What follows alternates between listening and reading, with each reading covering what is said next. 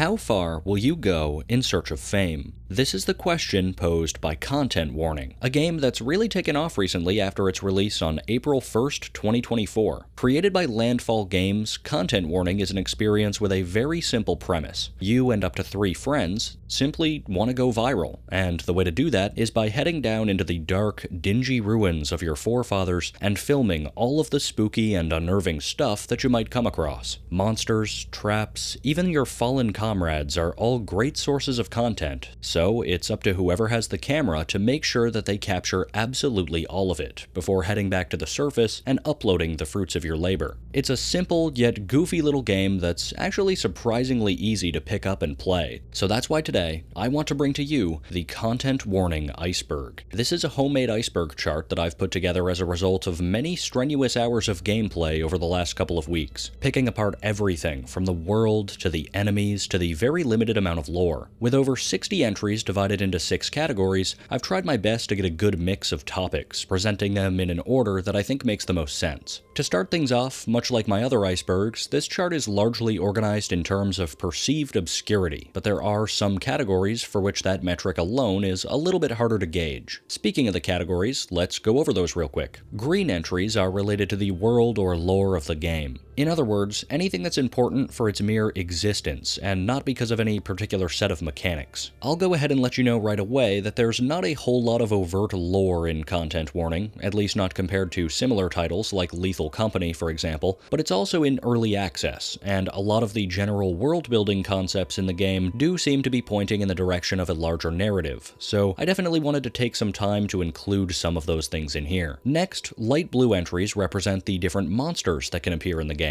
These are organized primarily on the perceived difficulty of encountering them, though oftentimes that metric does correlate to rarity in some way. So the further we go down, the bigger and badder the enemies will become, generally speaking. The pink entries show different items, and unlike monsters, not every item in Content Warning appears on this list. More specifically, stuff that comes from the store I've largely left out, other than a few particularly interesting or noteworthy exceptions. But pretty much anything that can be picked up during your exploration that you can't otherwise buy probably has a place here. Next are yellow entries, which represent unused content. This could be pieces of set dressing, enemies, items, that sort of thing. Red entries are theories or mysteries that pertain to the game, the world, or future content, and finally, dark blue entries represent meta information. This could be anything from trivia about the game's creation to a discussion of different glitches, or really anything in between. I think these 6 categories offer pretty solid coverage of the game thus far. Also, like many of the other icebergs I put out, the first tier of this one is going to be almost entirely review for most people. If you've played the game for more than like 2 hours, then chances are you'll already know everything up there. It exists just to make sure everyone's on the same page, so feel free to skip it if you feel like you want to. Chapters are provided to help with that. Also, one last thing before we begin, I have 2 resources that I definitely need to shout out before we start today for being a considerable help in the process of creating this iceberg. The first is the Content Warning Master Guide, a Steam guide created by World End Wonder, Cobber the NPC, and Nanikos along with some additional collaborators. This has been a great resource for understanding everything from enemies to items to unused content and more. But in addition, I also want to thank all the good people on the Content Warning Discord server who really helped set me on the right path after the release of the major update, which we'll talk about further in Tier 1. In essence, this update added a whole bunch of new enemies and mechanics, which everyone over there was instrumental in helping me pick apart and understand within mere hours of the update dropping. This video started and was in fact almost finished well in advance of the major update, but in order to ensure that this iceberg was as complete as possible at the time of its upload, I've gone back and added almost 20 new entries in post so that you, the viewer,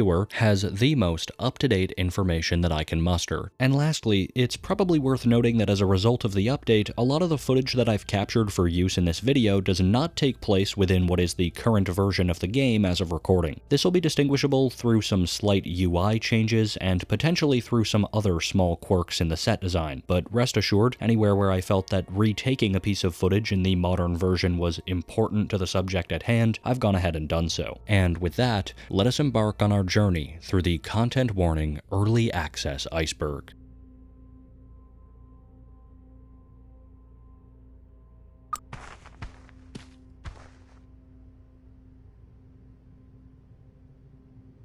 What better place is there to begin talking about this game than with the camera, undoubtedly the most pivotal piece of equipment in all of Content Warning. The camera is in many ways the central focus of Content Warning's gameplay loop, since obviously you can't capture footage without it. And what with protecting the camera being a fundamental part of how you play and strategize. As its name suggests, the camera takes the form of an analog camcorder, equipped with 100 seconds of film. It's supplied for free at the start of a playthrough, and there's no option to buy another one, so crews are incentivized to center a lot of their exploration around the person holding it. After a day of filming any of the scary encounters you may have, the camera will need to be deposited into this station so that the video can be converted into a CD. From here, you and your team will be able to view it inside of the house. If the team wipes or the camera is not recovered before returning home, you won't have a video to present that day, but on the following day, you'll be able to recover that now broken camera by returning to the point where it was dropped. If you do manage to find it, the video will still be able to be extracted, and you'll have been afforded a new camera at the day's start in order to collect footage from the current day as well. All in all, the camera is our gateway into the horrors and delights of what Content Warning has to offer.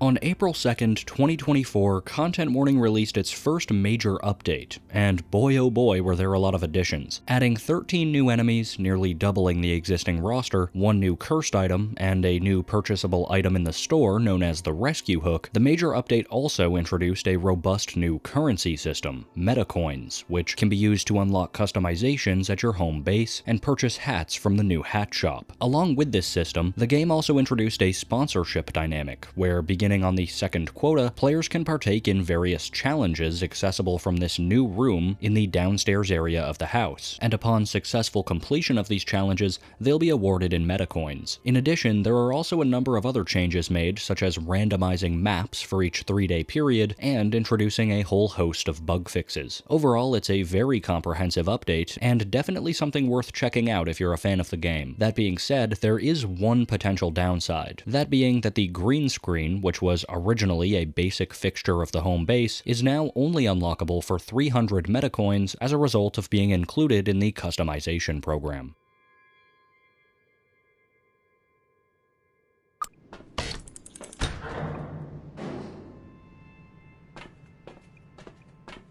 The Old World is the name of the place where you and your crew go in order to film all that spooky stuff. It's accessed via a diving bell, which takes us from our home all the way down into the depths of the locale. Being so far down, the Old World is dark and primarily appears in grayscale, though the reason for this is sort of unclear. As far as we know, the Old World is completely abandoned, though there are some speculations as to what may have happened here, which we'll talk about a little bit further down on the iceberg. It also seems that any records or aspects of the Old World's history have largely been lost by the time that the game takes place, which is unfortunate because it's immediately clear that a robust and technologically advanced civilization must have lived here sometime in the distant past. For what purpose the Old World was abandoned and where the monsters and items that we find here may have come from are central and enduring mysteries, often discussed in the comments of videos uploaded by prospective explorers such as yourself. But as of yet, that's pretty much all we know about it.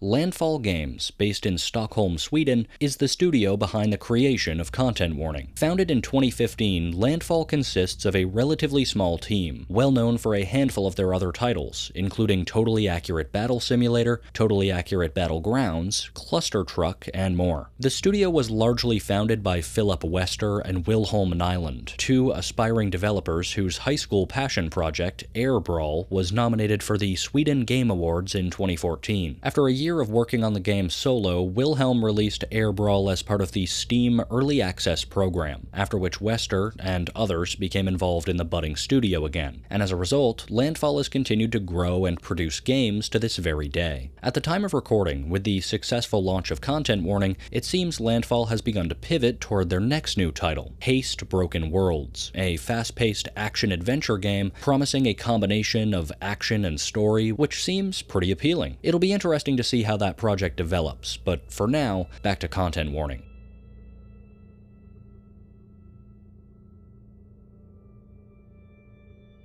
Content Warning's face system offers a way for player characters to customize their appearance and stand out from one another by utilizing the universally recognized language of ASCII art. Each character will be able to change their face utilizing a screen found near the beds in the upstairs portion of the house, where up to 3 keyboard inputs can be used in order to generate a face. There are also a selection of colors and orientations players can use to decorate themselves, which results in a staggering amount of customization. All in all, there's not too much else to say about the face system, but I definitely thought it was necessary to bring up, if only for a second. It's a pretty unique method of customization, and one that I think a lot of players have really found themselves enjoying, for one reason or another.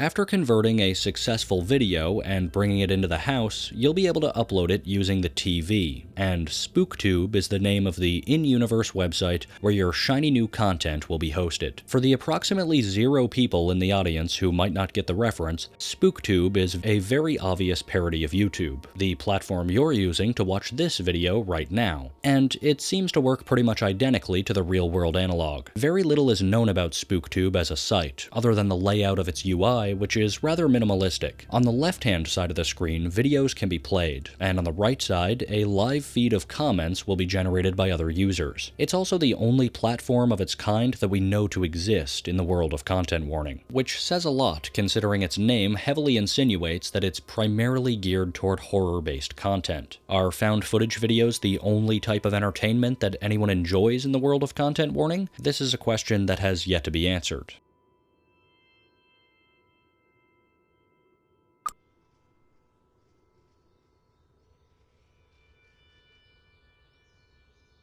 When not visiting the old world, players will spend most of their time on a small, verdant island located, well, somewhere. It's a small plot of land held up by long metal pillars, sort of like an oil rig, but we don't really know where it is or why it's here. The name for this location is never officially given in-game, but it is referred to in the files as Utopia, which is fitting, since it is, atmospherically at least, easily the most vibrant and inviting area in the entire game. In the outdoor portions, flowers and greenery seem to grow in abundance, while the interior areas are cozy and appear warm and inviting. The calmness and placidity here sort of makes you wonder why it is that we would even want to risk life and limb in the old world for just a few seconds of fame when it seems our characters already have more than they could ever want right here.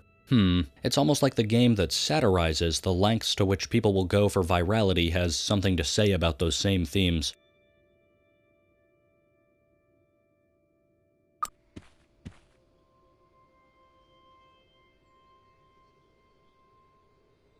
The store, as its name suggests, is an easy and convenient way to procure items that may aid in our misadventures. The store physically takes the form of a tall outdoor kiosk up in Utopia, not unlike those you might find in a modern fast food restaurant, to be honest. There are a number of different categories of items to choose from here, consisting of lights, which are pretty self-explanatory, medical, which consists of items capable of reviving players and restoring health, gadgets, which is a general mix of items that all have different utility within videos, 2 pages of emotes, which are fairly self-explanatory, and a miscellaneous page, which has only one item, the party popper. Purchases of one or more of these goods will be delivered via a drone in a matter of seconds after ordering, and everything including emotes is itemized, so it can only be used or held by one player at a time. You can safely leave any of the items that you please at home before embarking if you're worried about losing them though, so it might be a good idea to stock up on items at the store while you have the cash, since if and when a player dies, there will be a fine associated with it. And that pretty much covers a lot of the basic functionality and premise of the game. From here on out, we'll be steering into more nuanced and specific topics, so I hope that you're ready to dive headlong into Tier 2.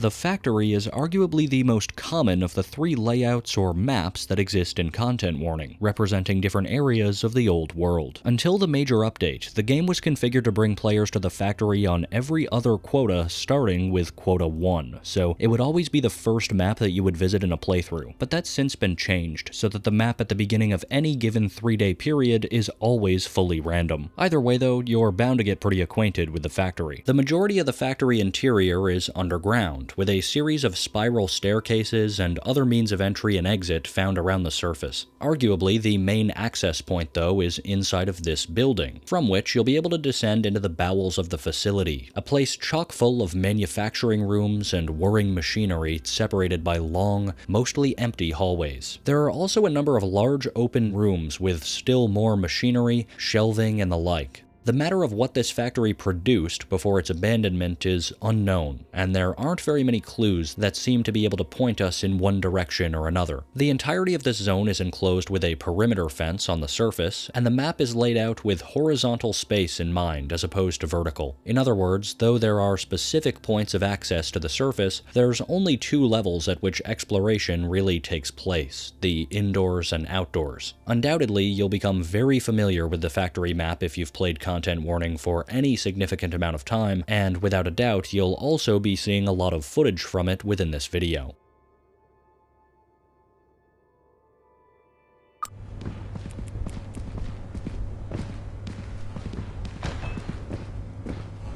Zombies are easily some of the most, if not the single most, common creatures to encounter in the old world. Taking the form of bipedal humanoid snails, these monsters operate in a very basic manner, simply following the player closest in proximity. If they catch them, the zombie will begin slowly, but all too literally, eating away at their health. The thing is, these guys aren't very strong, so one can usually break free from their grip with relative ease by simply running or jumping. They're also fairly slow, so maintaining a healthy distance shouldn't be too much of a problem in many circumstances. The kicker, however, is that the zombie can spawn in groups of up to 5 individuals, and much like other zombies depicted elsewhere in fiction, what they lack in power they can very easily make up for in numbers. Overall, it's probably best to get your footage and steer clear, though if someone in your team has a shock stick on hand, this can prove effective in keeping a zombie horde at bay in a pinch.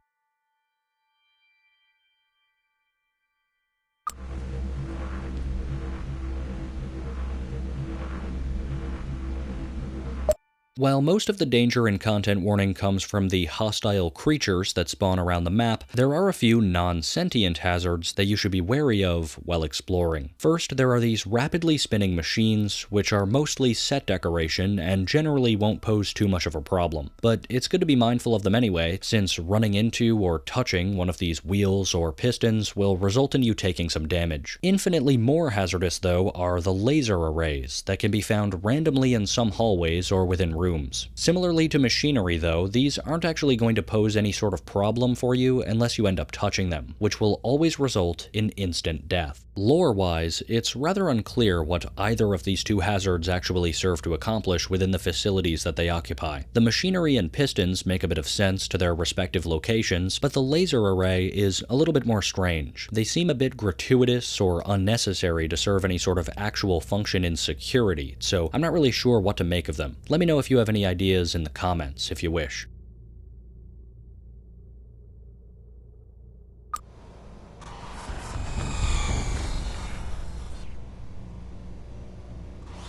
Whisks, or the Whisk, is/are solitary humanoid figures that roam the depths of the old world. Taller than player characters and lacking arms, the signature aspect of the Whisk is, of course, the electric mixer that sits atop their shoulders where a head should be. Since this creature spawns as a solitary encounter, it's unclear whether there's supposed to be multiple of these things roaming around in the lore, or if the Whisk is just a single creature we encounter at multiple points. Either way though, once it detects a player, the Whisk will rev rev up and charge in a straight line at the target. If a player was hit, they'll be dealt a sizable chunk of damage, but the movements of the whisk are rather easily avoided simply by turning a corner or just stepping to the side. They're also known to be extremely clumsy, and even the slightest obstacles have the potential to trip or inhibit the creature. If they hit a wall, sometimes they'll even be knocked over. The one thing the whisk does have going for it though is that it's decently fast, so in close quarters it can prove difficult to avoid. That being said, a shock stick or a goo ball will do the trick in such circumstances if need be.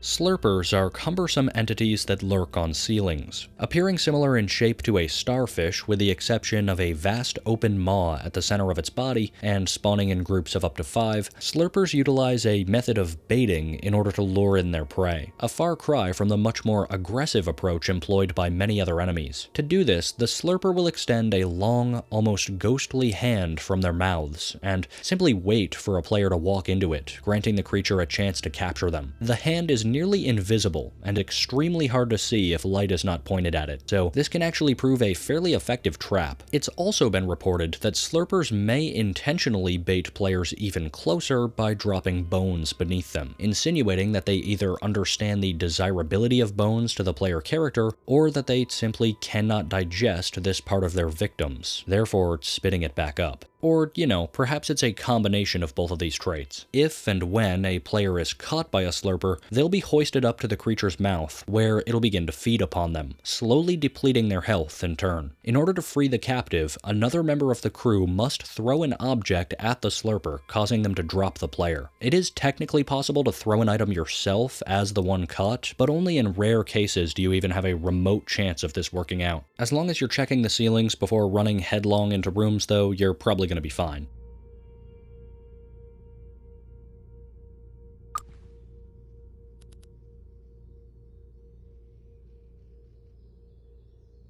While Content Warning doesn't have a lot of proper weapons, there are a couple of offensive items that can be used to protect yourself during your travels, and in fact you've already been hearing about them as I've been discussing some of these early monsters. Both of these items can be purchased from the store, and they are the goo ball and the shock stick. The goo ball is really less of a weapon and more of an inhibitor, possessing the ability to slow approaching enemies by encasing them in this weird goo. But the shock stick, on the other hand, is much closer to what we would think of as an actual weapon, capable of producing an electric shock that can stun enemies in place and cause them to ragdoll. It's also reusable as long as it has enough charge, unlike the goo ball, which is a single-use item. Though these gadgets have very specific purposes with the intent of slowing and/or temporarily disabling encroaching enemies though, there are circumstances where other items can be used to great effect as improvised weapons, such as was the case with the slurper, and which we'll continue to discuss as they become relevant.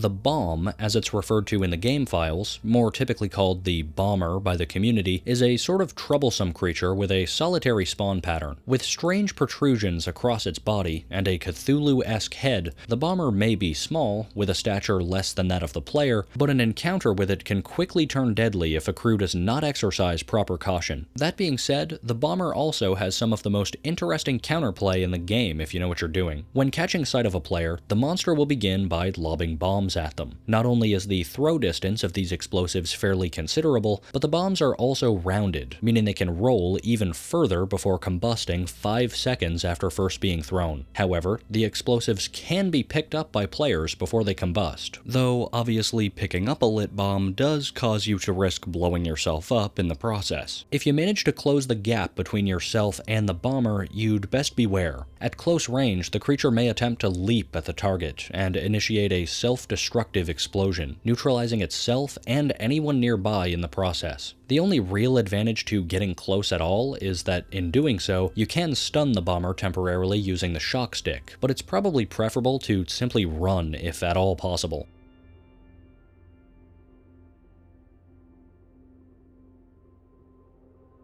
An essential part of the daily content creation grind is, of course, going to sleep in bed at the end of the day. The act of sleeping in Content Warning acts as a transition from one day to the next, but after a whole day of rooting around in the old world and running into monsters, probably the last thing anyone wants to do is go up a flight of stairs, am I right? Wouldn't it be easier if we could just go to bed without ever having to go to the second floor? Well, as a matter of fact, you can. Simply look at the ceiling in the kitchen area near the bottom of the stairs inside the house, and you'll be right underneath the area where the beds are located on the floor above. From here, all you need to do is leap or stand on the table until you get the press E to sleep message. And there you have it. You can sleep on the ceiling as if it were a bed. It's a pretty funny unintended glitch to show off to your buddies, and one with some real utility to it at that.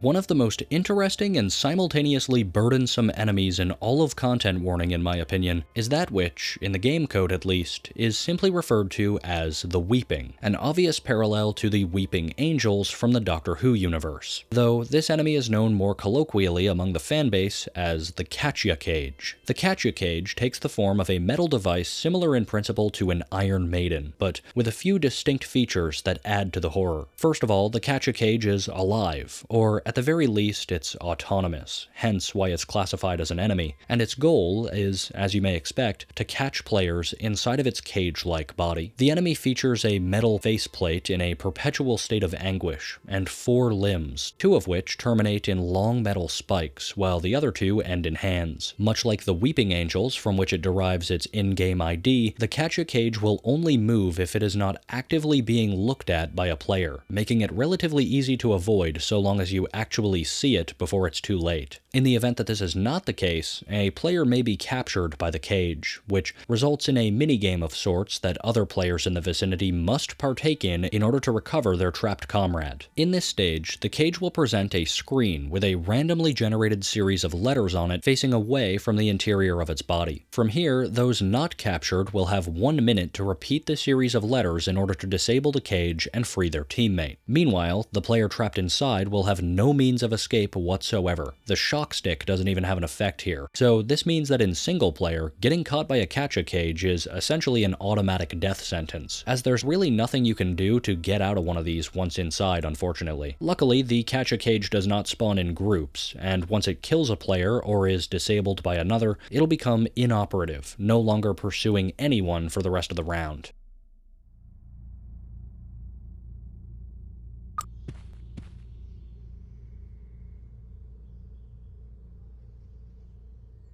Crane 001 and Crane 002 are a pair of assets in the game code that exist within Utopia. By default, these structures are hidden, but they can be revealed relatively easily with light modding. Once added, the objects, which are untextured, will appear to hover in the air near the backside of the area. The purpose these items serve ought to be fairly easy to discern just by taking a brief look around, too, as textured versions of these objects have been incorporated into Utopia in various ways. In spite of its name, a resized version of the first of the 2 objects, Crane 001, was used to create the pylons seen under the platform that holds Utopia aloft, while Crane 002 is used as the actual arm of the crane that supports the diving bell. So yeah, these assets are certainly not anything crazy, but if you're rooting around in the code of the game using mods, it's probably one of the first unused parts of the scene that many people are going to find.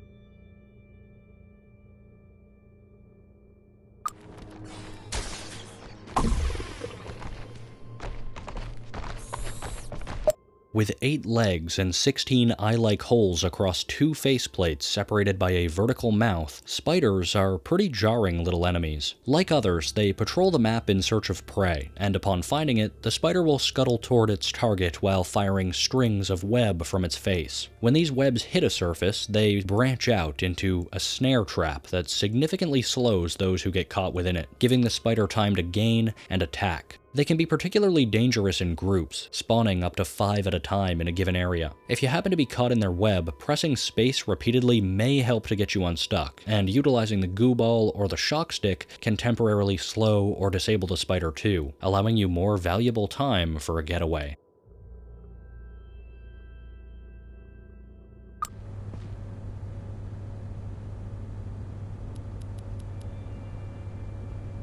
Throughout your time in the old world, you're bound to stumble across a small selection of skeletal remains in the form of skulls, rib cages, spines, and more. In the context of gameplay, filming bones can supply a bump in views when uploading your videos to SpookTube, but obviously in-universe, the presence of bones in the old world ought to be a bit more concerning, even if not an altogether unexpected sign. It's as of yet unclear if the bones we find come from the previous inhabitants of the old world, the other unfortunate souls hoping to create videos down here, or some mix of both. But as we've already discussed, enemies such as slurpers seem to have a more than passive connection to these things. By their very nature, the bones definitely tend to evoke a sense of mystery, not just to us, but to SpookTube commenters as well, so I guess regardless, be sure to film them.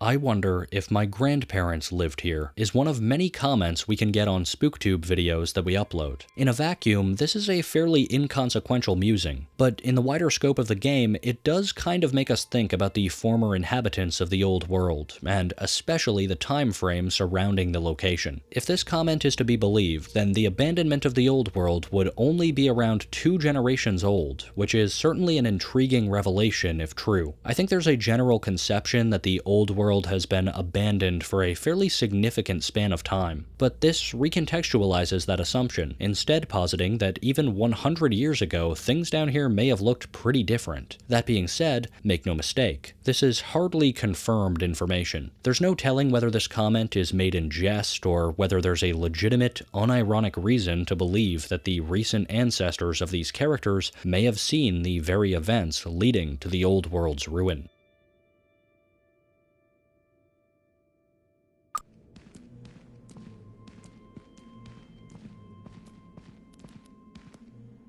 Puffos are vaguely humanoid creatures added with the major update, standing at around the same height as zombies and possessing similar mechanics. They pursue players at the same speed as the latter and in a nearly identical fashion, seeming to lock on to whoever is closest to them, but where they differ is that the Puffo has no interest in trying to eat you as the zombie does, but instead, once it makes contact with a player, the creature's body will suddenly swell to great size, puffing outwards and sending players flying a short distance. This is usually fairly avoidable owing to the Puffo's reduced speed, but be wary of them nevertheless, and should need be, you can use a goo ball or a shock stick to slow them even further.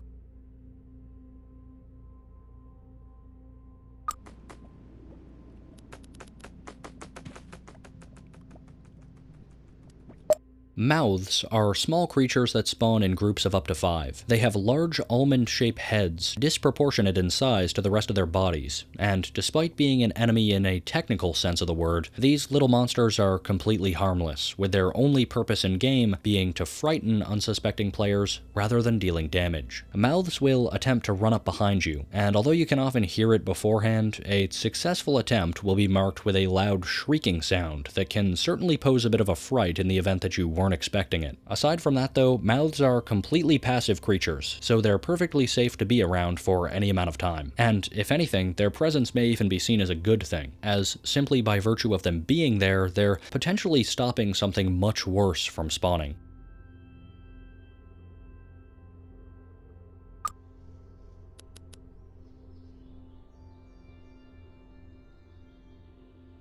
As we briefly discussed with the store in the previous tier, emotes are an item category present for purchase. They're a special type of collectible that can be bought, allowing characters to assume new poses or perform dynamic movements, which obviously can add to the appeal of the videos you create and make for some pretty funny moments. But among the available emotes are a particularly intriguing set, identified as the Ancient Gestures. There are a total of 3 emotes that fall under the Ancient Gestures series, ranging drastically in price, with Ancient Gesture 1 being the most expensive, and for that price, what do you get? Well, no more and no less than the ability to flip 'em the good old bird. Yep, each of the Ancient Gesture series emotes represents a fairly common gesture in modern culture. Ancient Gesture 2 is a peace sign, and 3 is a thumbs up, which sort of begs the question, what is it that makes these gestures so ancient? Are we to believe that these aspects of language died off along with the old world? Because that certainly seems like what's being implied, and I'm not sure how to feel about it.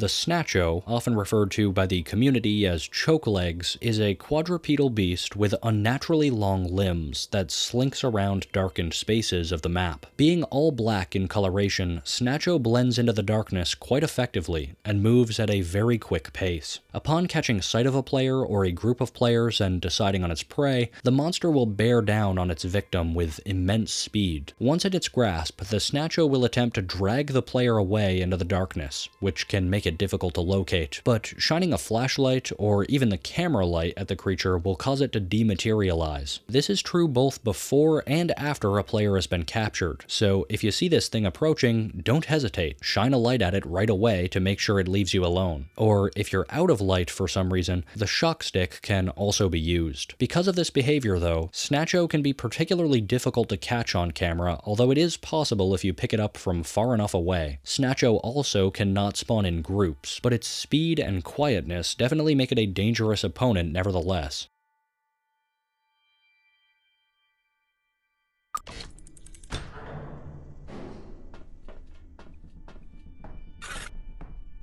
The Harbor is an original map that has been in content warning since release, just like the Factory. It was previously accessible in an alternating map rotation starting as early as the second quota, though its spawn has since been randomized, so it now has the potential to appear at any time. The map can be a little bit difficult to grasp in its entirety, not immediately presenting a lot of recognizable infrastructure in the same way that the Factory does. Instead, the Harbor map seems to take place aboard a carrier ship or similar such structure, which is something that only becomes obvious when extensively exploring all different levels of the place and getting a feel for its general shape. This is a little bit easier to demonstrate using mods, where we can bring the entirety of the structure into view a little bit more clearly. The harbor map itself terminates in a narrow point at one end, while rounding out at a wider formation on the other, not dissimilar to the silhouette of a boat from above. The overall shape also appears to be slightly more narrow as it goes down, and presents external catwalks and even holes along the sides. There's also a lot of pieces of set design that are unique to the harbor as well. Benches, tables, abandoned cars, and claustrophobic hallways are all present here, as is an exclusive piece of moving machinery, resembling a piston, which we briefly touched on earlier. This map also focuses a lot more on maximizing vertical space as opposed to the Factory. The harbor has multiple floors to explore, but bear in mind that it's often easier to descend through an open hole than it is to get back up, either by using traditional means like a ramp or something a little more improvised,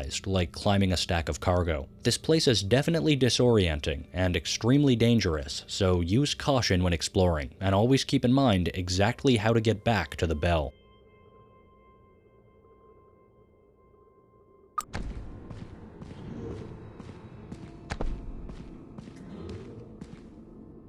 The Worm is yet another new enemy added with the major update, which slinks along the map at a slow speed until it finds a player or set of players. If the worm touches you, it'll become stuck for the rest of your time exploring, which in some cases can slow you down or cause you to tangle around set objects, posing fairly burdensome. But the intended mechanic takes effect if a player becomes attached to each end of the worm, in which case they are tied together indefinitely for the rest of the match. That's pretty much it. The worm doesn't do any damage and isn't technically harmful in any way, though combined with other creature encounters, it can definitely prove cumbersome.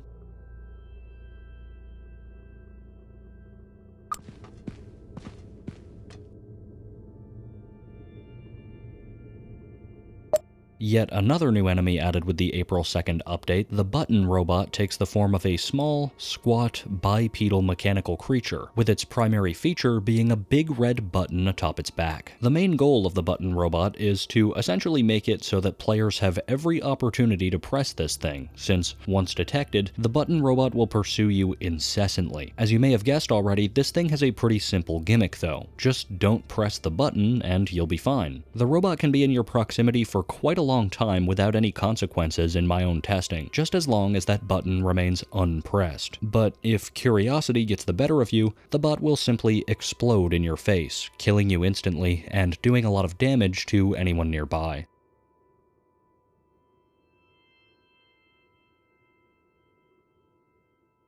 The failed to extract error is a relatively common error that players may come across when attempting to extract their videos after a delve. The error is characterized by the video in question taking a particularly long time to process before the words "failed to extract" will appear. Unfortunately, this will result in the loss of your video, meaning you'll be unable to view it on the TV, but as a consolation, you'll be awarded with views equal to 1/3 of the current quota and $100. There are a couple of different scenarios that can lead to the failed to extract error, but perhaps the easiest to attain is by creating a video that has too many cuts to be accurately processed. In other words, something as simple as intermittently spamming the camera on and off with just enough space between to register as a new clip may get the game to throw the error, though there have also been instances of this bug reported due to more general server issues. With that said though, let's continue to Tier 3.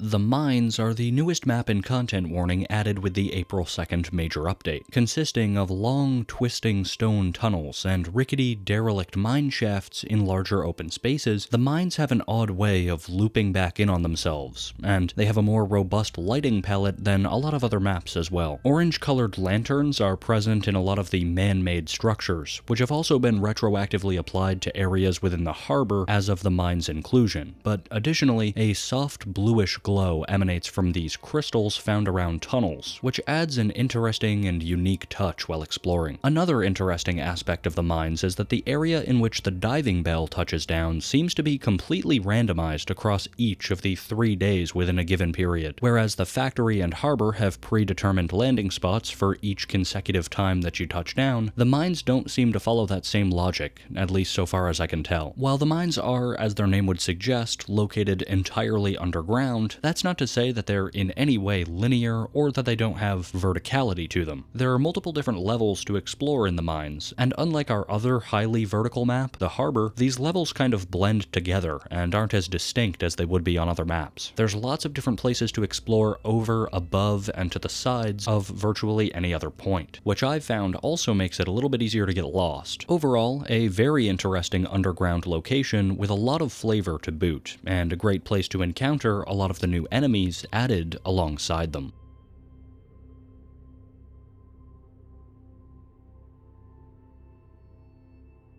In the earliest days of Content Warning's release, some players would be stricken at random with a strange error which would render them suddenly and inexplicably unable to hear their surroundings for the duration of the game. The only way to cure this supposed deafness was to leave the lobby and rejoin, at which point the in-game audio would often be fixed, but the nature of this bug was puzzling to many players, and a good amount of misinformation was spread about online over the course of the first few days, debating exactly what it was and how it worked. Some alleged that a scream from a mouth could cause the lack of noise, and that perhaps it was even an intended feature of the game that simply malfunctioned. In the end, however, the lack of sound was rooted to an issue with the voice chat, particularly during times of high server load, and it has since been largely fixed, although rare accounts of players encountering the bug to this day do remain.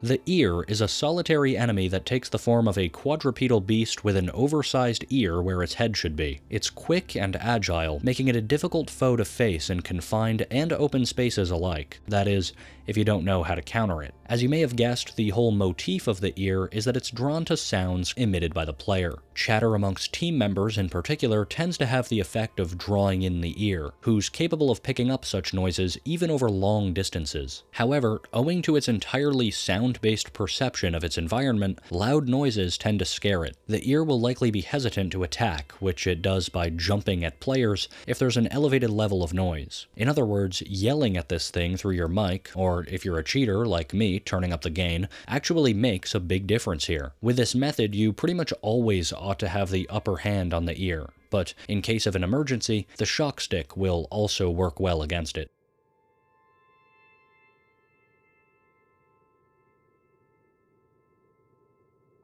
Content value is a hidden value that the game uses to calculate the number of views you'll receive on a fully converted video. This value is at the heart of how the game generates, tallies, and tracks viewership, and understanding the content value system goes a long way to helping you understand how filming and uploading in this game actually works on a technical level. One of the first and most important things that we can glean from understanding content value is that views, as they are presented in-game, are actually pretty much irrelevant. What constitutes a view or a certain number of views is, in reality, nothing more than the content value multiplied by a constant that changes exponentially depending on the 3-day period, thus presenting an over-dramatized representation of how close you are to achieving a view quota. In other words, let me explain with an example. The first 3-day period in Content Warning will always require you and your team to collect a total of 3,000 views, but in reality, what's actually being asked for is a content value of 300, with the view model generated by taking that value and multiplying it by 10. Similarly, days 4 through 6 will always require a total of 39,000 views, a whopping 36,000 more than the previous 3 days, which might seem pretty daunting at first. But in reality, the content value needed only increases by 50 points, while the value of the view multiplier jumps from just 10 to roughly 111.4. So what does that actually mean in terms of gameplay? Well, for anything and everything that you film to garner viewership, there's an associated content value. The lowest non-zero value in the game comes from filming a dead tree, which has a content value of just 1, and at the other end of the spectrum, filming the flicker, an enemy that we'll discuss later on, will net you a value of 350 points. On screen now, I'll put both the content value required for every 3-day period, and the values associated with individual items, enemies, etc. All that you have to do is make sure that the stuff you film cumulatively equals the same number or higher as was required in the given 3-day period.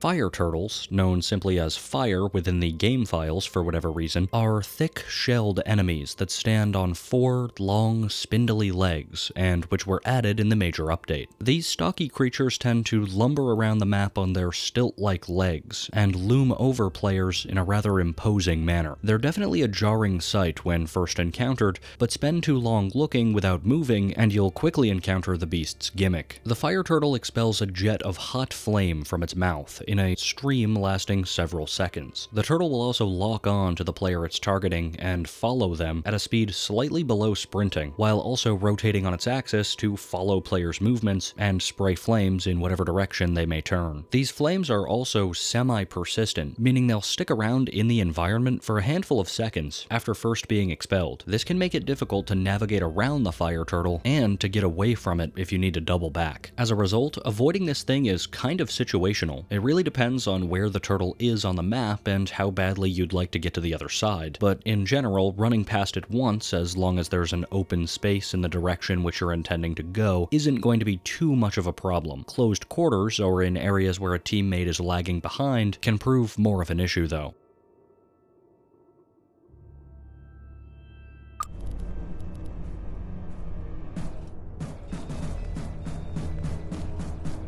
The dog, or gun dog, is a quadrupedal robot with a machine gun mounted on its back, just as the name gun dog would suggest. This gun has a red light that emits from it at a constant rate, making the dog more visible than the average enemy, even in pitch black. And if that weren't enough, its face, which is portrayed on a screen on the front of the machine, also glows in a similar manner. Constantly on the hunt, and appearing in groups of up to 5, the dog will wander the map looking for players, and when it finds them, it'll begin a lock-on sequence that lasts a couple of seconds. During this phase, the dog's red light narrows down to a single laser pinprick before it will fire off a number of rounds at the target. Individually, these rounds are not terribly harmful, but they compound quickly and deal serious damage in large quantities, which are likely given the dog's extremely fast rate of fire. In an open area without cover, this can easily spell death, but most areas of the old world are, thankfully, littered with the refuse of the bygone age, so it ought not to be too much trouble to find something to hide behind in many cases. The issue, however, is that the dog will also approach areas where it last saw players, so moving to a new location when hidden is a must after a certain amount of time. Though the shock stick does technically affect the gun dog, it's only a momentary stun, and the implement is nearly useless when actually trying to avoid getting shot, which ideally would be pretty much always, so hopefully you can weave behind some cover and slip away undetected.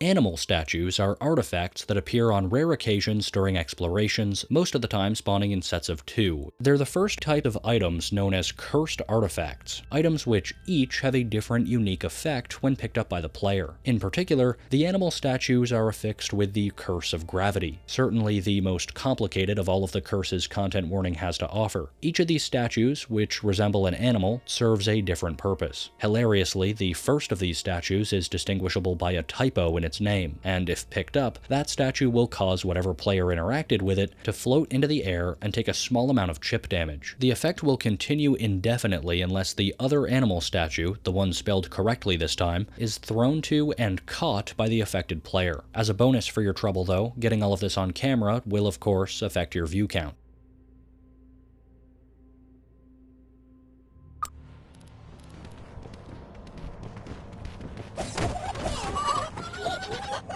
A relatively deadly enemy, especially for one which so regularly appears even early into a playthrough, the Knifo is a creature seemingly adorned in what appears to be a stereotypical ghost Halloween costume. They stand at a height a bit shorter than that of the player, and can almost always be seen in motion, running around the map wielding a knife and emitting a high-pitched laughing sound. Knifos will chase players a bit below sprinting speed, but if they get too close, or if a player tries to be clever by getting themselves into a position that enemies shouldn't be able to reach, the Knifo will utilize their signature jumping ability in order to bridge the gap. When attacking, they'll deal equivalent to around a third of the player's health bar per hit. But luckily, Knifos are known to change targets sporadically, and even become bored with chasing you entirely after 10 to 30 seconds. Spawning in hordes of up to 5 though, Knifos can be a considerable threat, so if you hear this giggling sound, you best start running, and hopefully you've got a goo ball or a shock stick on hand just in case.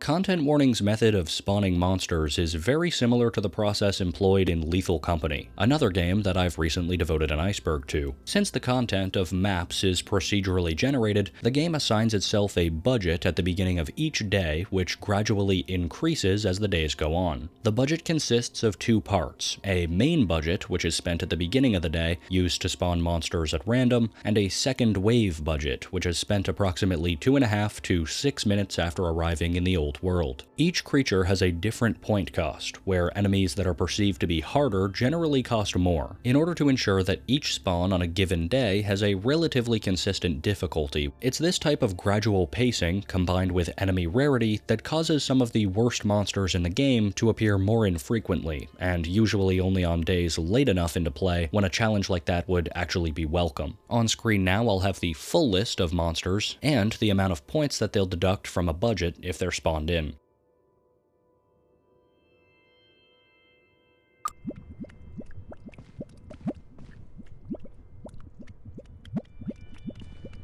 Jelly is a solitary creature, which isn't capable of dealing direct damage. It appears as a viscous, yellowish-brown ooze, or slime, sort of resembling a large amoeba. Its semi-solid body, combined with its speed, makes it easy for the jelly to absorb players into itself, which it will do with regularity if anyone in the party is detected by it. From here, it'll take that player on a ride, hurtling through the map before dropping them off either close by to the nearest slurper, or, if none are present, at a random point far from the rest of the group. All in all, Jelly ain't so bad. Once again, it deals no damage and is certainly not the worst thing to spawn down here.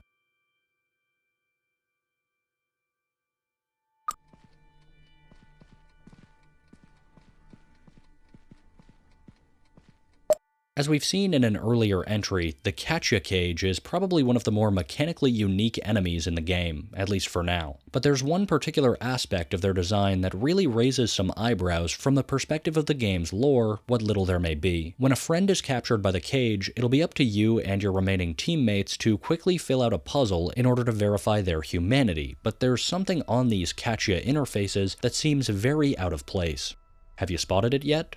Yeah, you guessed it, what's the SpookTube logo doing here? Up until this point, we've had no indication at all that SpookTube would have any significant relationship to the old world or any of the horrors therein, but the presence of this logo here necessarily causes us to second guess that. The way I see it, there are two overarching explanations that could serve to explain this phenomenon in universe, neither of which is good, clean, or easy to dismiss. The first is that SpookTube simply supplies Katya as a service that other programs and machines are free to tap into. This wouldn't be all too dissimilar from the CAPTCHA system which Katya is meant to satirize, but it means that SpookTube must have either been old enough to have seen the fall of the old world, or that the Katya cages have only recently been manufactured and seeded throughout the old world for an unknown purpose. Now, am I completely overthinking this one? Almost certainly, yes, but hey, if you have a better in-universe explanation, I'd love to hear it, because I'm completely at a loss.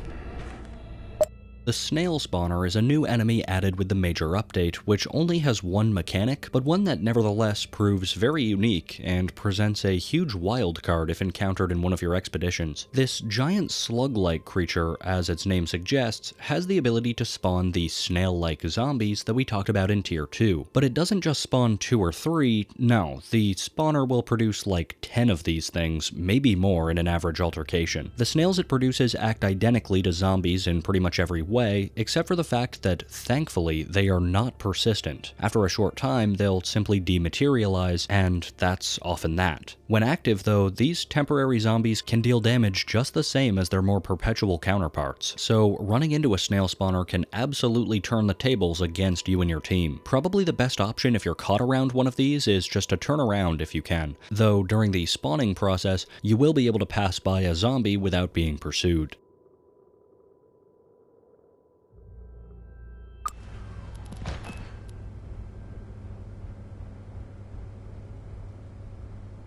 Chorby is the name of a peculiar artifact that you can find in the old world. Much like bones, it has no unique effect or uses aside from garnering a boost in views, or potentially being used as a throwable item in the few scenarios where that would be advantageous. But nevertheless, Chorby holds a particularly interesting secret, and it's only because of this secret that this thing ranks so far down on the iceberg as well, because Chorbies are by no means uncommon, all things considered. Now, you wouldn't be remiss to think that Chorby was just a nonsense word to accompany a random comical item, but in reality that's not entirely the case, because as it happens, Chorby has its origins in a completely different game by a completely different studio. The Crush House is an upcoming adventure/dating sim created by Devolver Digital, which will have us playing as Jay, the producer of 1999's hottest reality show, The Crush House. Throughout the game, you'll be tasked with filming, managing, and marketing each season of the show, all while uncovering some of the apparent mysteries of the Crush House in question. But most importantly for today's purposes is that according to promotional material thus far released, Chorby appears to be an item similar to a real-world Furby that you can either find or buy in the house during your playthrough. So yeah, I guess that's the story behind the Chorby, but it doesn't really explain what it's doing in content warning. In fact, if anything, it makes that question even harder to answer. The common assumption at this point is that the presence of Chorby in the old world hints at a collaboration between Landfall Games and Devolver at some point later in time, but that's only a theory for now, so we'll just have to wait and see.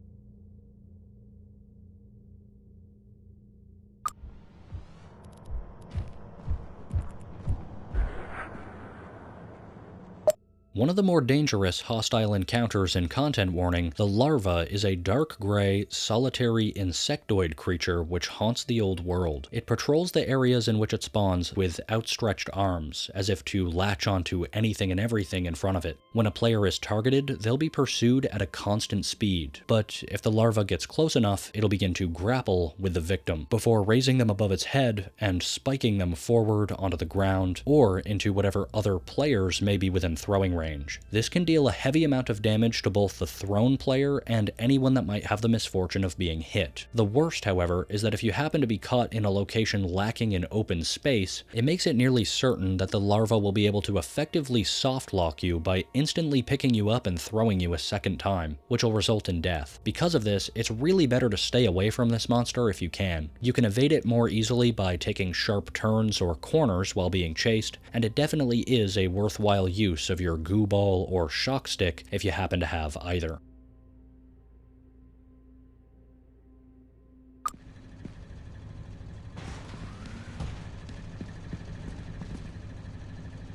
Prior to April 2nd's major update, it wouldn't be uncommon to see these odd, glowing orbs manifest as part of the set decoration in the old world. Orbs always glowed with white light, not dissimilar to the light sources found above the doors on the factory map, but they were obviously a little bit more strange, owing to the fact that unlike those lights, the orbs didn't have a vessel that they were placed in, or really any means of suspension aside from just floating there in the air. They were certainly an odd quirk of the game at the time, but in the major update, Landfall has since revisited these lights and added some means of support to each and every one. Now, every light has been suspended from either above or below, and the mysterious floating light orbs are no more.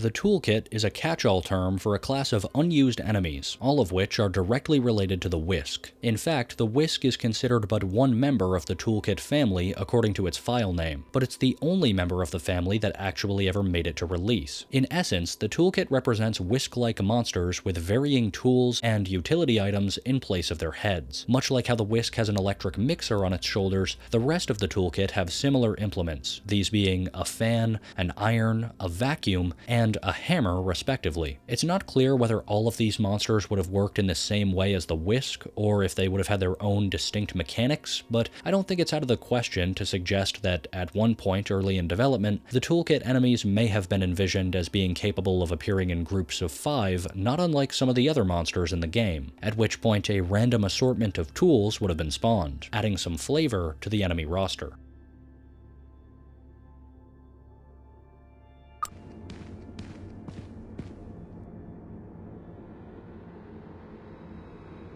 Added in the major update, the Mimic is a monster that copies the look of player characters. Possessing the same character model and face as one of your teammates, the Mimic's completely unique ability is to copy the voice of yourself or one of your friends by caching voice lines that have already been said and reiterating them back at later points in the round. Basically, if you're familiar with the Lethal Company Skinwalker mod, it works exactly like that. The Mimic carries a flashlight and will do its best to attempt to deceive you in an attempt to lure you away from your comrades and isolate you, at which point the Mimic will probably attempt to go in for the kill. It does not normally attack in groups, attempting to pick players off one by one instead. The shock stick does work on these things as well, and may be worthwhile if you find yourself alone when encountering one.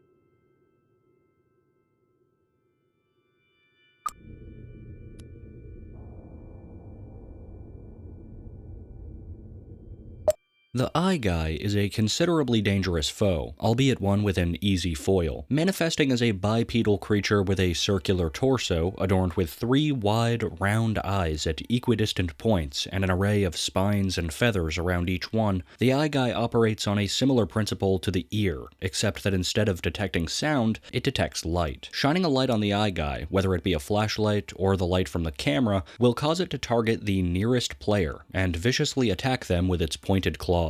These attacks are both quick and heavy on damage, not to mention that the Eye Guy is not particularly intent on stopping its assault once aggravated. Obviously, there's a pretty easy counter though. Simply avoid shining light at it if you can. In addition, you can always use a goo ball or a shock stick to slow it down. Be wary though, because though the Eye Guy usually spawns on its own, it can also appear in groups of up to 5.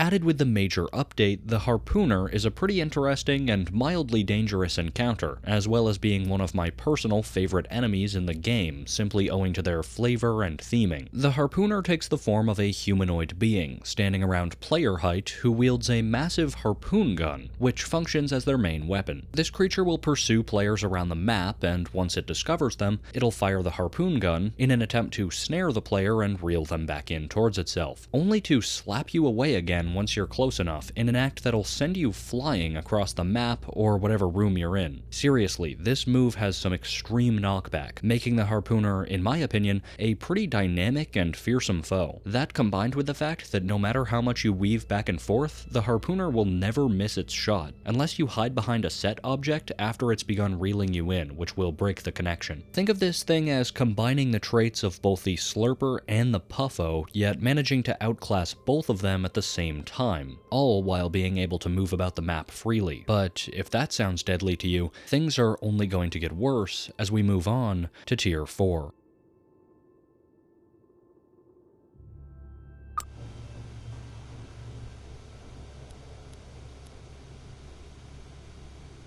The Angler is an unused enemy in Content Warning which appears to be almost finished despite never actually appearing in the game, which is too bad because it stands to pose a pretty unique encounter if it were added too, not only because of its vastly different mechanics to anything else currently in the game, but also because it takes the cake quite easily for the largest enemy ever seen in Content Warning to date. The Angler itself is immense, much larger than the player, though with an all-black coloration, it may be difficult to see in a lot of circumstances in spite of its size. It also operates similarly to the Slurper, hoping to entice players to within striking distance by utilizing its own particularly devious tactic, that tactic being to mimic your teammates. The player furthest away from the rest of the group will have their likeness copied by these silent, fake players that are associated with the Angler. The clones themselves are not harmful, though they can be attacked with the shock stick for whatever that's worth, and their primary goal is to entice players to follow them to the area where the Angler is waiting. And yes, if any of that's sounding familiar, it is indeed because a lot of the clone logic was recycled into the mimic enemy that was added in the major update. The hope is that anyone who does take the bait will discover a bit too late that they've been had, and if it's successful in fooling its prey, the Angler will attempt to suck the poor soul into its open maw, swallowing them and killing them instantly. It's really too bad this thing wasn't added. It's really quite cool. You can spawn the model in with mods right now, but there's a weird light that's not yet optimized correctly, so it's a little bit tough to see without viewing it indirectly through the camera or using FreeCam.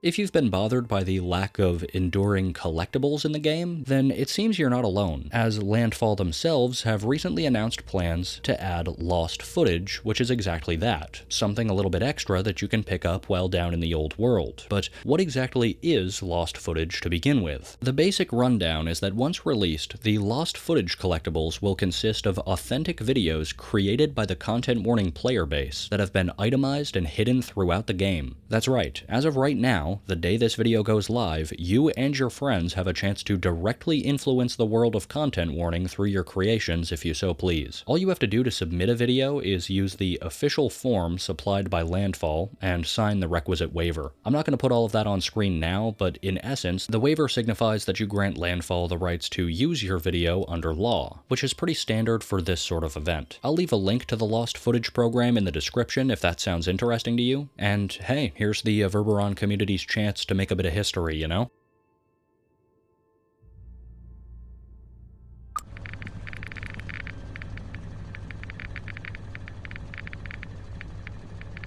The container is another one of the cursed items present in the game, similar to the animal statues that we talked about earlier. Imbued with the curse of death, the container features the universal sign for radioactivity on its side, a clear indication that we probably shouldn't touch it, especially since it continuously emits a Geiger counter sound, which you'll probably instantly recognize if you've ever played Fallout. While filming the container is a pretty great idea, as it has the highest content value of any item in the game, picking it up is, once again reiterate, a terrible idea, and you shouldn't do it, because if you do, you'll die 3 seconds after doing so, presumably from radiation exposure.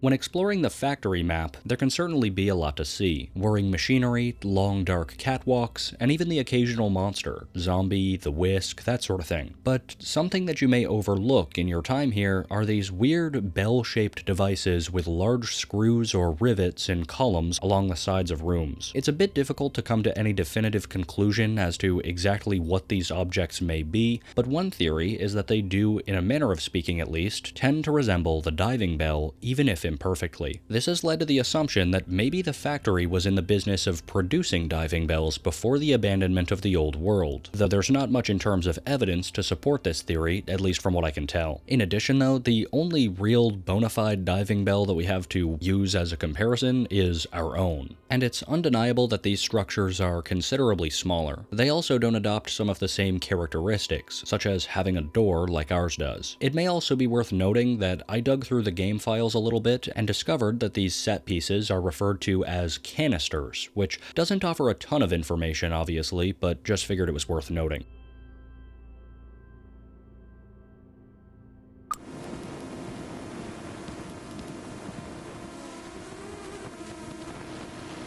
The Black Hole Robot is an enemy added with the major update that manifests as a drone-like robotic entity adorned with 4 screens, each displaying an angry ASCII face. The robot itself is fairly large and will travel around the map looking for players, where upon finding one, the bot will land after just a few seconds of the player remaining still. When this occurs, the robot will begin a 10-second countdown, and upon completion, a black hole will emerge from the terminal at the bot's center. As you may expect, this hole will then draw players toward it, killing anyone who has the misfortune of falling in an instant. But to make matters worse, the black hole will also grow in size, slowly and indefinitely. Once one of these black holes has been unleashed on the map, the only way to completely escape it is to leave the old world entirely via the diving bell. As long as players are left alive on the map, it'll continue to expand and consume more and more. For that reason, combined with the relative rarity of this encounter, you can probably see why it's made it this far down on the Iceberg.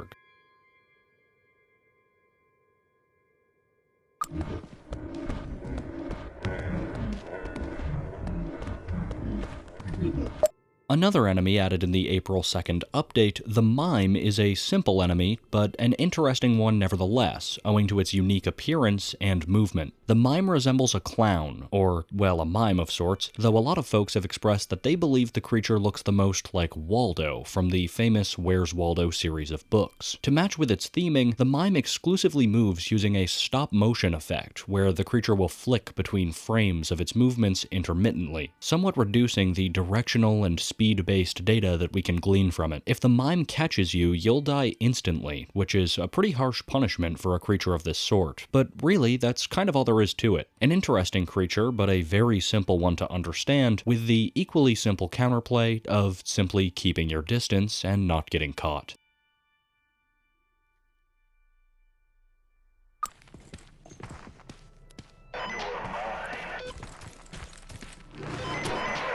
The only monster in the game that doesn't hail from the old world, so far as we know, the Streamer is an enemy that takes after the player character, though with a number of notable exceptions. Officially added with the major update, though present in the game files since much earlier, the Streamer utilizes an advanced camera and chat setup far and above anything that we have access to, and wields a shock stick, which they won't hesitate to use against us. In fact, they won't hesitate to kill you and your teammates at all, presumably for the entertainment of their stream, who they'll talk to all the while. Definitely a strange encounter, and one that's kind of funny, seeing as it seems to satirize the relationship between conventional YouTubers and that particular brand of IRL streamers, you know the ones. Methods of offense against this guy include using a shock stick of your own, or a goo ball, which is actually a pretty good idea, because this guy can be difficult to escape otherwise.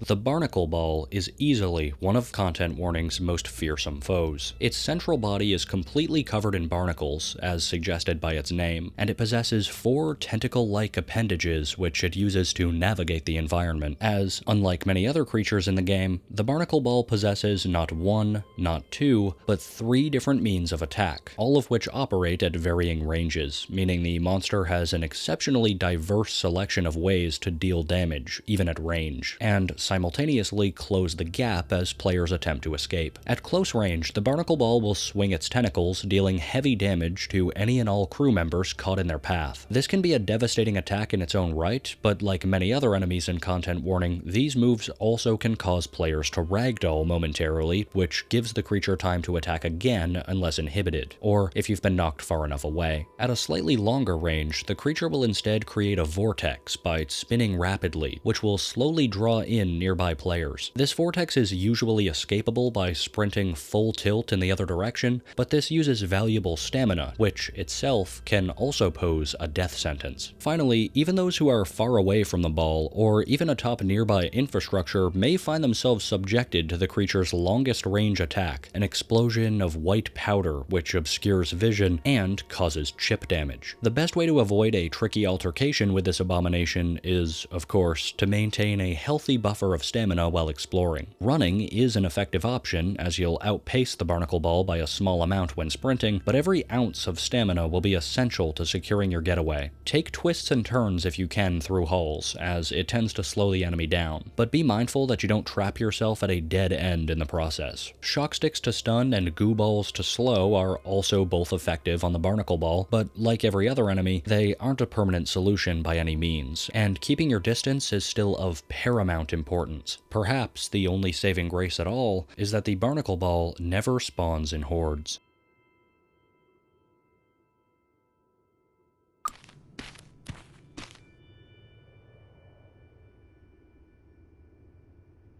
The Mushroom Ball, also known simply as the Shroom, is a cursed artifact found in the Old World that takes the form of an orb sprouting various mushrooms. Like all cursed artifacts, picking this object up for too long will cause the user to be inflicted with the associated curse, and in this case, we're talking about the Curse of Shroom, which is a little bit interesting, as the effect differs depending on if you're playing single or multiplayer. In single player, the Shroom Ball simply kills you, but in multiplayer, you may feel as if nothing has happened at all. In reality though, by interacting with the shroom, you have become what is known as a shroomed player. The state will allow you to play the game as normal, but you'll appear different to everyone else in your party, and your speech will begin to sound garbled as a result of the mushrooms taking over your body. If you get close to a teammate, you'll automatically attack them, which can kill them of course. But like all of the cursed artifacts, this effect can simply be avoided by not picking up the item, and instead opting to record it while it's left on the ground. However, recording the shroomed player does technically count as an enemy encounter in its own right, and so there are views to be had if you or one of your teammates is willing to sacrifice themselves for the cause.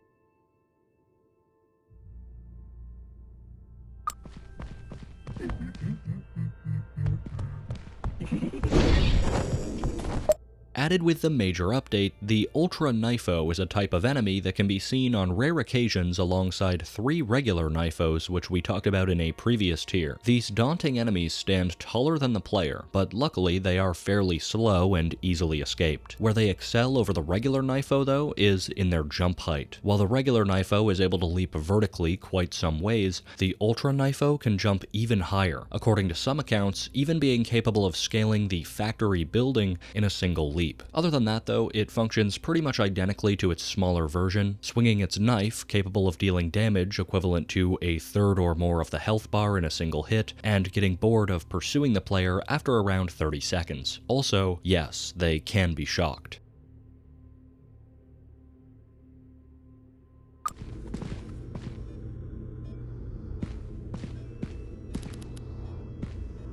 The Cam Creep is another enemy that was added to the game with the major update, but which has been evidenced in the game files long prior. Now that the creature is officially in the game, though, it's clear that the cam creep is probably one of the stranger and more jarring encounters that Content Warning has to offer at the moment. This is because the being only appears on camera, remaining completely invisible to the naked eye, although it does occupy physical space. Mechanically, the cam creep is only ever interested in the player actively holding the camera, and will attempt to sneak up behind said player in order to snap their neck. But it will flee if seen before coming back a short time later to try its luck again.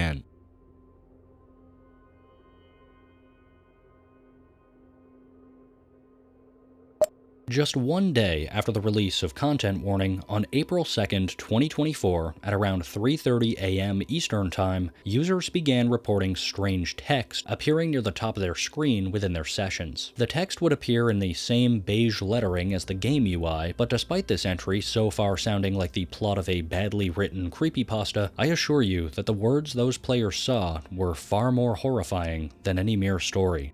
"Ah, my hurts" was repeated multiple times on screen as users scrambled to take screenshots and share the footage online. A few such users have since captured the event, which was, of course, the result of hacking, and was quickly remedied somewhere in a series of patches released by Landfall shortly thereafter. Now, all that remains are a handful of screenshots on Reddit, and the testimonials of players logged into the game at the time. In case you're wondering, the status of the man's in question still remains unknown. I just had to include this on the iceberg somewhere. It's just the archetypical piece of a game's history that you'd love to see on lists like this, so I had to throw it in there. Anyway, with what is undoubtedly our most comical entry out of the way, let's move on to Tier 5.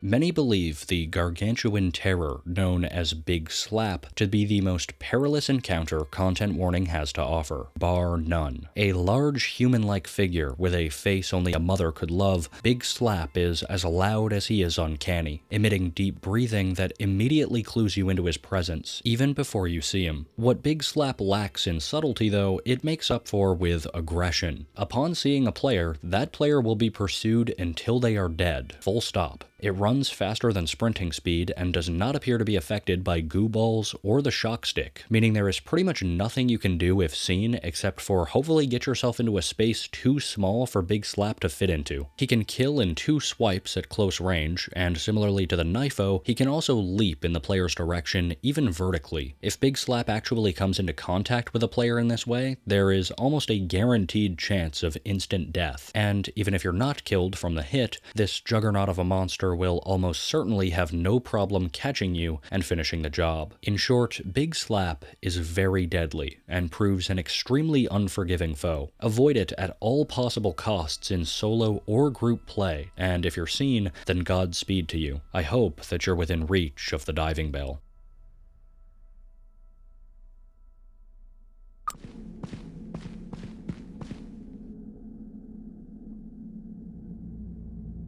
Speaking of Big Slap, our next entry just so happens to be another Big Slap-related encounter that is in some ways preferable and in some ways worse. The Old Portrait is an item similar to Bones or Chorby that you have a small chance of finding during your playthrough. However, despite not being marked as such in the game code, the Old Portrait has a lot more in common with the cursed items than the more mundane artifacts that I just said. Like other items, the picture can be filmed for a spike in views, and if left alone, it actually doesn't pose much of a problem. It's when picking up the picture, however, that things can get really bad really fast. Because after 3 seconds of holding this beautiful framed piece, Big Slap himself will spawn someplace nearby. Of course, once this mechanic of the picture is understood, you and your team can make a decision together, whether or not you think it's worth summoning this brute. But those who do not understand the properties of the picture may fall into this trap with ease. Be extremely cautious if you ever see this thing lying around, and make sure no one in your group touches it without knowing the ramifications.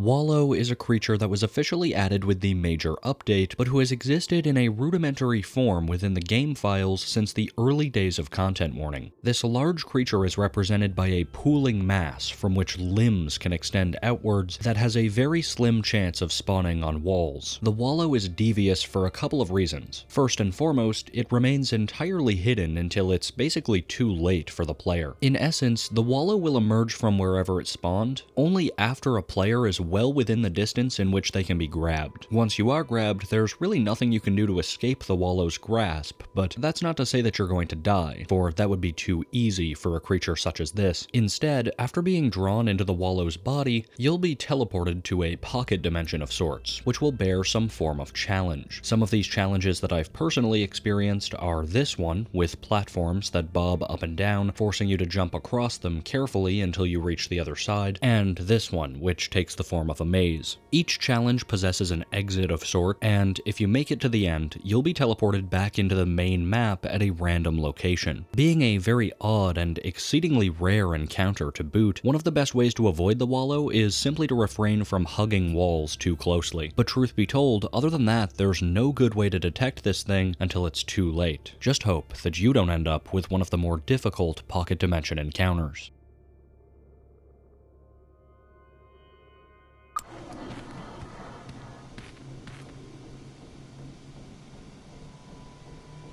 The Ghost is another enemy hidden in Content Warning's files. It's around medium size, perhaps player height or slightly above, and takes the form of a translucent specter that's definitely rather difficult to see in the dark. Like other parts of enemies that adopt this same principle, such as the spectral hand issued by the Slurper, shining a light at the Ghost is pretty much essential to being able to even see it at all. But therein also lies an interesting aspect of how the Ghost operates, which we'll talk about momentarily. Gameplay-wise, the Ghost acts pretty similarly to the Snatcho. The goal of this thing is to sneak up on groups of players or single players from behind, in hopes of grabbing stragglers, dragging them away from the group, and killing them. Its efforts can be disrupted pretty easily, however, simply by shining a light at it, in which case the Ghost will flee, in the process abandoning any captured players that may have been snagged.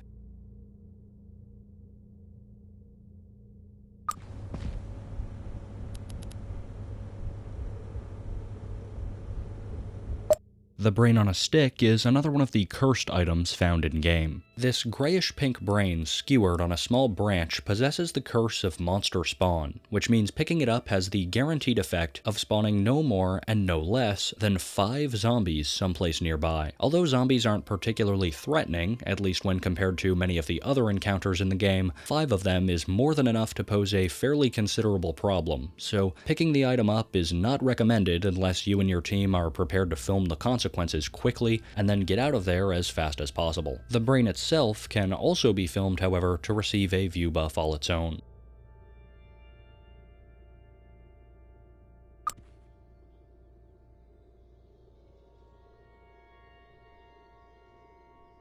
The winch is an unused item that can be spawned in using mods, taking the form of, well, a winch. Painted a deep shade of red, the item features 2 toggleable buttons on the side, depicting up and down arrows, which are colored blue and red respectively. The item has no functionality as it's written, but the winch may have just been used to raise up crew members in general. Consider a scenario where your buddy falls through one of these holes in the floor in the harbor. What may have once been a pretty problematic scenario, requiring them to find some other way to get back up to the previous floor, could just be a mild inconvenience if you've got a winch on hand. You could simply set it down and raise them back up through the gap. That being said, one reason I can see for this item not being included is that if this were indeed its purpose, there's not a whole lot of scenarios where the winch would really be all that useful. Pretty much the only time I can see this thing being used effectively is on the harbor map, and even then only in really specific circumstances. I don't know, do you think this might have had a different use that I'm just not considering, or am I onto something here?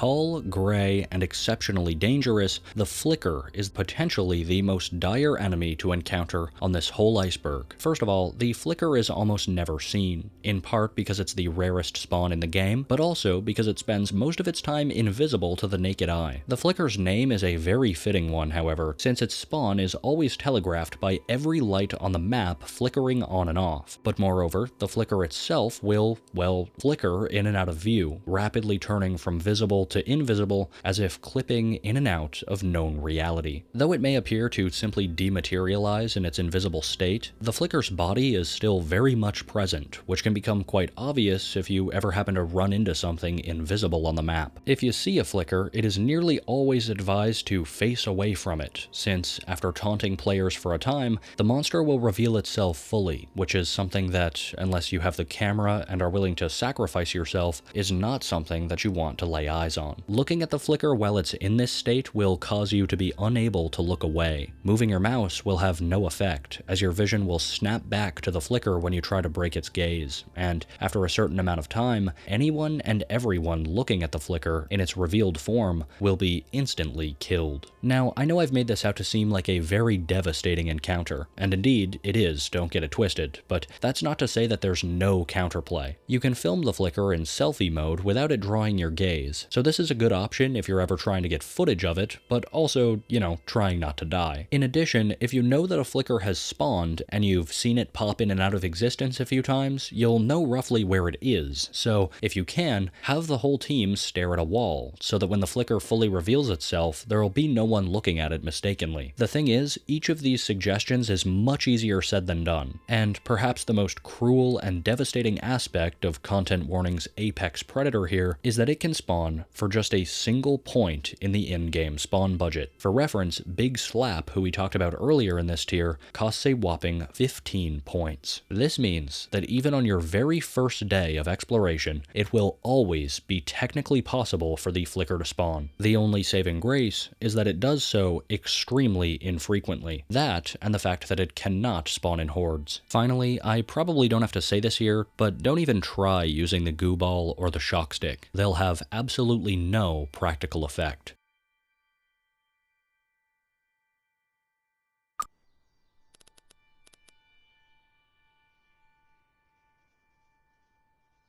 The walkie-talkie is an unused item in Content Warning that operates pretty much exactly like how you would expect. You can hold down the left mouse button to talk into the walkie, and anyone else who has one in the game will be able to hear what you're saying. But it's commonly assumed that the reason that this item never made it into the game is because it's just a worse version of another item that you can buy from the shop, the recorder mic, which allows anyone on the map to hear your voice at any time without requiring the use of anything on the other person's end. I don't know, in my opinion, the walkie-talkie still could prove a valuable item though, were it to have an on-off switch, since there's definitely times when I don't want anything my teammates say to be broadcast out into the void for absolutely anything and everything to hear. But either way, seeing as team dynamics in this game are centered around being fairly close together at pretty much all times, I guess it does make a bit more sense from the perspective of gameplay to just have the recorder mic and leave it at that. And at last, it's time to move on to our final tier in today's video, Tier 6.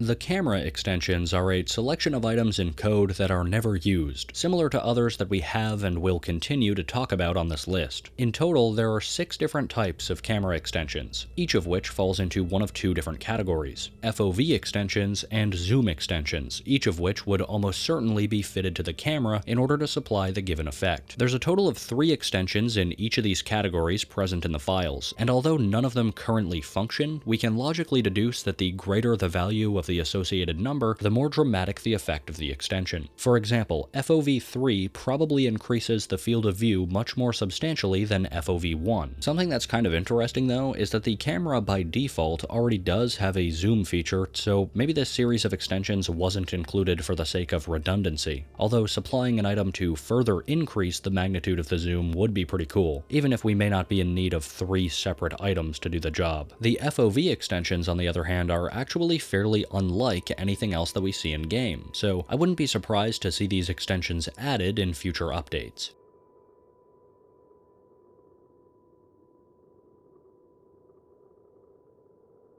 The flicker, as we've already discussed, is probably one of the most temperamental and legitimately unnerving encounters in this game, but some teams have reported an aspect of the flicker that, if true, easily propels it to the position of worst encounter overall. The attribute that I'm speaking of is not intended behavior of the enemy so far as is known, and for that reason alone, there's already cause for concern, but what's worse is the precise nature of this bug in question. Generally, as detailed previously, the flicker will kill any players who look at it during its revealed phase, a potentially devastating effect in its own right, but terrifyingly, there seems to be an active glitch, at least as of recording, where some teams have reported the flicker killing their entire squad, even those who were not actively viewing the creature at the time. The exact cause of this glitch is as of yet unknown, at least to me. I spent considerable time looking into it, but I haven't been able to come to any conclusions yet. Some people say it may be an unintended behavior due to mods, but nobody seems sure, as if this rampantly info-hazardous creature wasn't bad enough, am I right?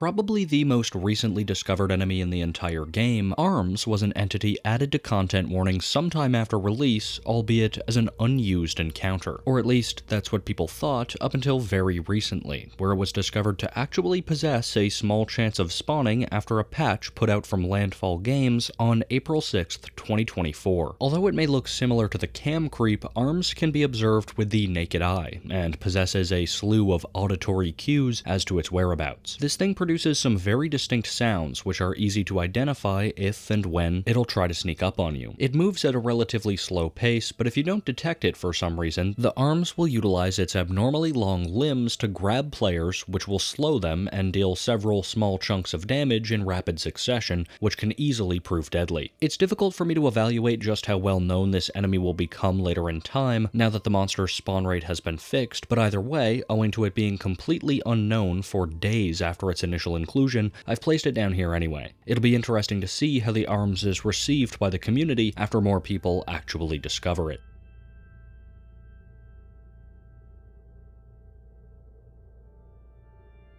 We've already discussed the concept of curses in the respective cursed item instances earlier in this video, but deep in the game's code, there's an indication that one of these items may have originally been planned to look pretty different. You see, the brain on the stick, the cursed item responsible for the curse of monster spawn, is actually referenced in-game as a couple of different things. Owing to the fact that it summons zombies, one such name is Zombie Artifact, but there's another reference with a very similar, though altogether distinct title. Public class Artifact Zombie Book seems to insinuate the existence of an earlier, scrapped version of the Zombie Artifact cursed item, which presumably would have had the same effect, but instead of being modeled as a brain on a stick, we would have instead engaged with some sort of cursed book. There's no models, textures, or in-game IDs that are linked to this iteration of the item as far as I'm aware. Only this one line in reference to it seems to exist in the game code, but in my opinion, this does suggest that at some point, the concept of summoning these zombie snails may have been a little bit more literal.